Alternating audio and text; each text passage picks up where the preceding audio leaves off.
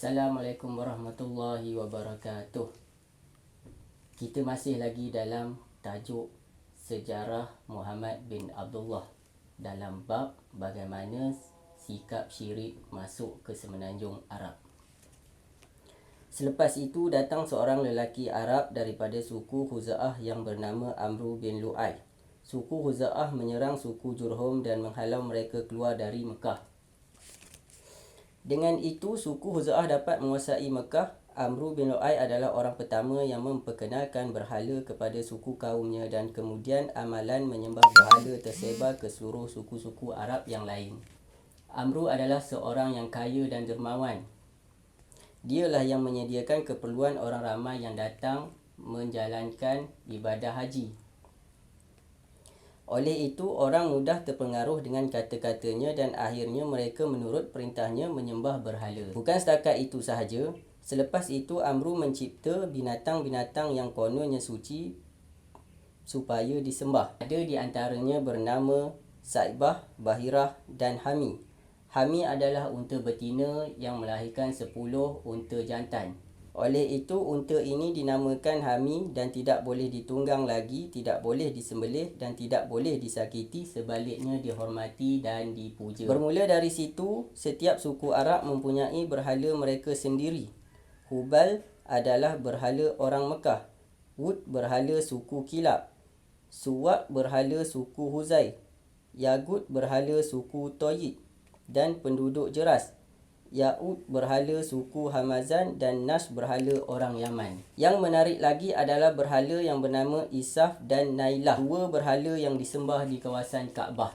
Menurut ahli-ahli sejarah, asalnya Isaf ini seorang pemuda dari Yaman dan Nailah seorang gadis dari Yaman. Ringkasnya, mereka saling mencintai tetapi tidak dibenarkan berkahwin oleh ahli keluarga mereka. Dan mereka berjanji bertemu di Mekah, di Kaabah semasa musim haji. Tanpa disedari ramai, mereka melakukan perbuatan zina berhampiran dengan Kaabah. Sebagai balasan, Tuhan menukarkan mereka menjadi batu. Selepas itu, Isaf diletakkan di Bukit Safa dan Nailah diletakkan di Bukit Marwah sebagai pengajaran dan peringatan kepada orang ramai. Apabila Amru bin Lu'ay datang ke Mekah, dia memindahkan kedua-dua batu itu di Kaabah. Mereka menjadikan dua batu itu berhala yang disembah kerana sudah mula lupa asal usul batu itu. Begitulah penyembahan berhala yang semakin mendapat tempat di semenanjung Arab. Dalam satu peristiwa, sahabat-sahabat Muhammad bin Abdullah pernah melihat Umar menangis dan kemudian tertawa tanpa sebab yang jelas. Dan akhirnya ada yang berani bertanya, "Wahai pemimpin Islam, kenapa kamu menangis dan kemudian tertawa tanpa alasan yang kami fahami?" Umar menceritakan, "Dahulu aku dan orang-orang Quraisy sangat membenci anak perempuan. Ketika aku mendapat pengkabaran anak perempuan, daripada saat kelahirannya lagi kebencianku sudah bermula. Aku pendam rasa benci itu, aku sabar sampai umurnya 6 tahun.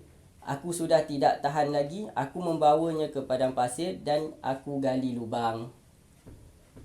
Dia menyangka aku membawanya berkelah dan bermain-main. Dia turut sama membantuku menggali lubang. Apabila lubang sudah siap, aku menolak dia ke dalam lubang. Dan aku mula menimbusnya dengan pasir. Anakku yang masih belum tahu niatku, masih ingat aku bermain-main, dia tolong mengibaskan pasir-pasir daripada janggut dan pakaianku. Tetapi akhirnya aku menimbusnya hidup-hidup tanpa belas kasihan. Inilah kehidupan kami sebelum kehadiran Muhammad. Kami memuliakan anak lelaki dan menghina anak perempuan, bahkan membunuh mereka hidup-hidup. Maha besar Tuhan, maha baik Tuhan yang menghantar Muhammad yang meletakkan perempuan di tempat yang mulia. Mari kita bersyukur dengan nikmat ini." Itulah rahsianya apabila aku teringat kisah ini, aku menangis, kata Umar. Umar berkata lagi berkenaan mengapa aku tersenyum. Pada suatu hari aku keluar dari bandar Mekah apabila keluar dari Mekah, biasanya kami membawa batu dari Mekah untuk dijadikan sebahan.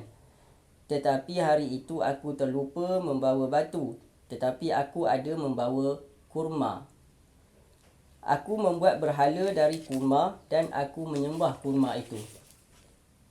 Apabila makanan aku habis, aku mula memakan Tuhanku sikit demi sedikit. Apabila aku teringat kisah ini, aku tersenyum sendirian, kata Umar. Okey, untuk hari ini itu saja. Semoga kisah ini memberi manfaat kepada kita dan menambahkan kecintaan kita kepada Nabi Muhammad sallallahu alaihi wasallam. Assalamualaikum.